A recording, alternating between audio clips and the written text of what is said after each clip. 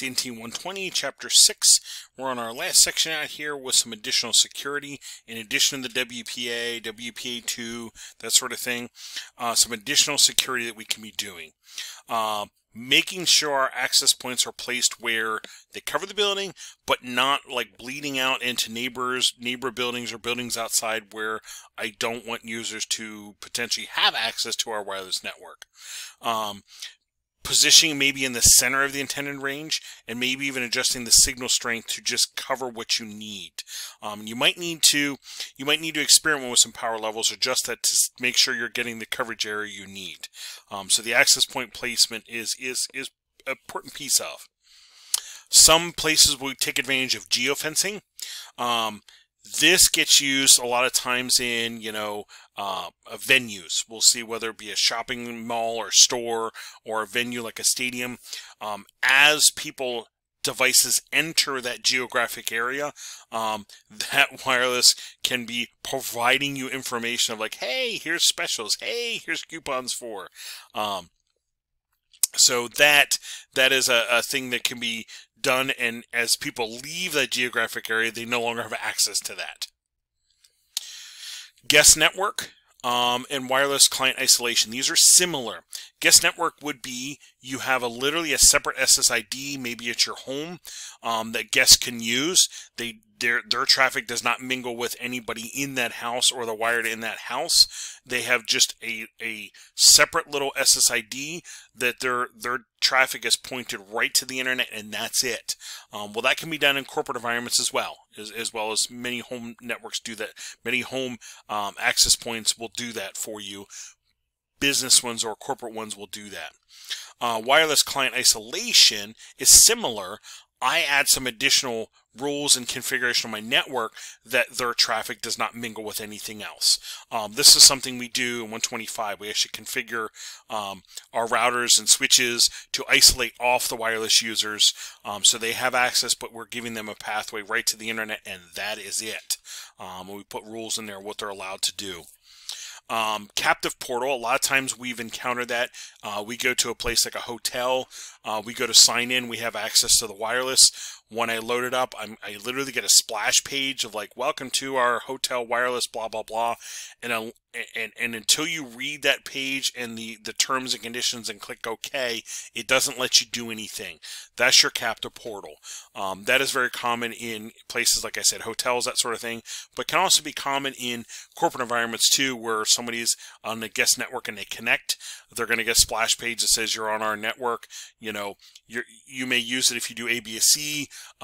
If you accept that, go ahead and you're allowed to use the network. That's another thing that can be done for security.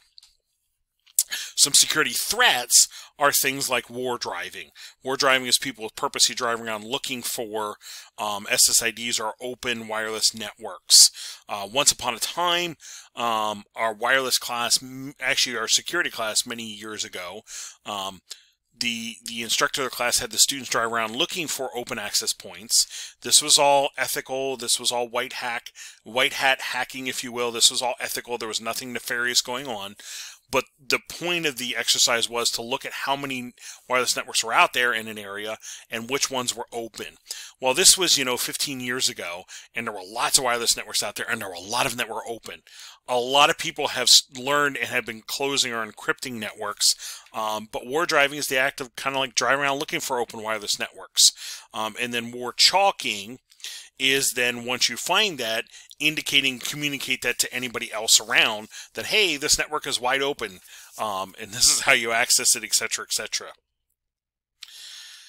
Some other threats are things like an evil twin, an access point, a rogue access point planted in a geographic area to pose as an authorized access point.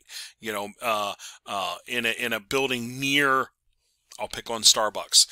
Somebody puts an access point out there that says Starbucks Wi-Fi, and makes it look legit, and lets people connect to it.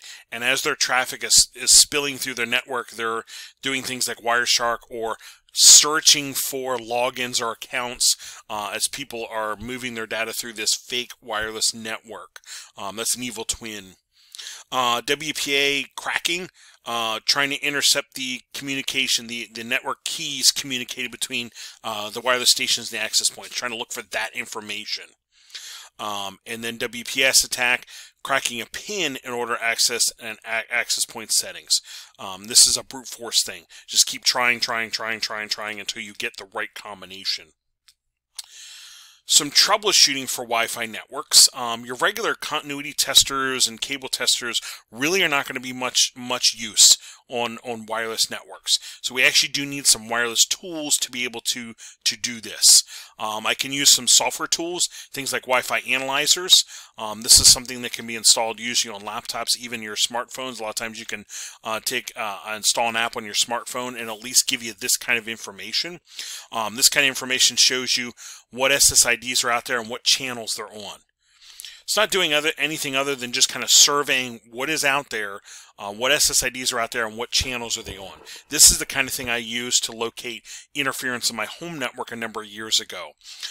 We had a number of neighbors all on the same channel, so as we were trying to do things, our connection would drop, then would come back, then it would drop, and then would come back.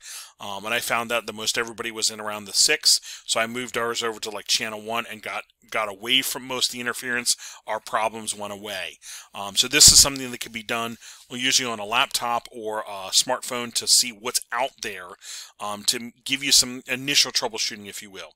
There's other applications I can install on my laptop like NetStumbler or Kismac that will do similar thing, give you all the SSIDs, signal strength, that sort of thing.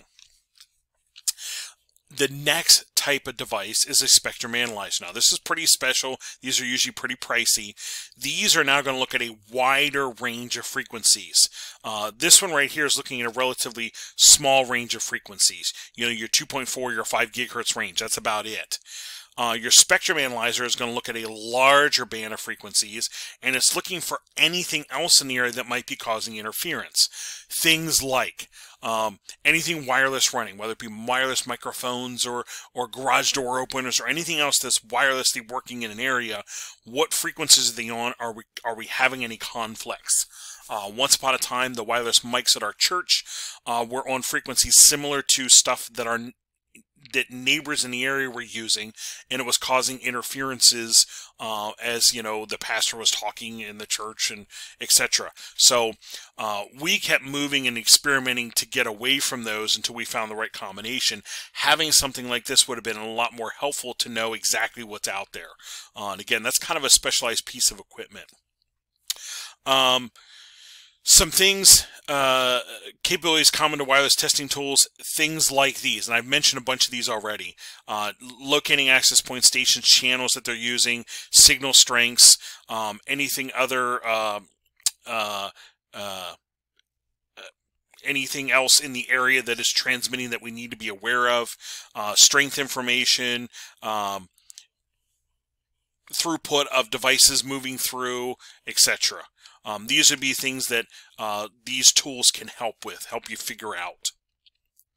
Some troubleshooting I might do on my wireless network if I have no connection. Maybe I'm actually trying to connect to the wrong SSID. Syntax does matter, especially if you're typing in the SSID yourself. Syntax does matter. Maybe I have the wrong encryption protocol set on my device to connect to. Maybe I'm actually using the wrong passphrase, or I have a typo in my passphrase. Maybe I'm in the wrong F-band. Maybe I'm using the wrong wireless G standard or N standard or whatever.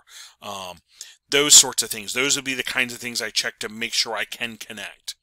If I have a slow connection, these are some things I'm looking for. Maybe I don't have enough coverage area, or maybe I'm at the edge of my coverage area when I'm trying to connect. Maybe there is too much signal loss because of other radio frequency interference. Maybe I do have some channels overlapping that shouldn't be. 2 access points that are running channel 6 right next to each other. They're conflicting with each other. Maybe my standards are not right. Maybe I have conflicts on my standards that I'm trying to run. Maybe I need updates on my devices, whether it be on my, my wireless device or my access point. Maybe my antenna type is not quite right for what I'm trying to do. Maybe there's too much devices in that area, and maybe I need to add an access point and maybe dial the strength back on all of them. Think about like a lunchroom where you have maybe 2 access points, and each one of them getting saturated with a couple hundred users each. Maybe I add a 3rd access point and dial the signal strength back on all of them, so there's less users on each access point. Divide the load out a little bit. Those kind of things. Those would be the kind of things you're looking at trying to do if you have slow connections on your devices. And there is chapter 6.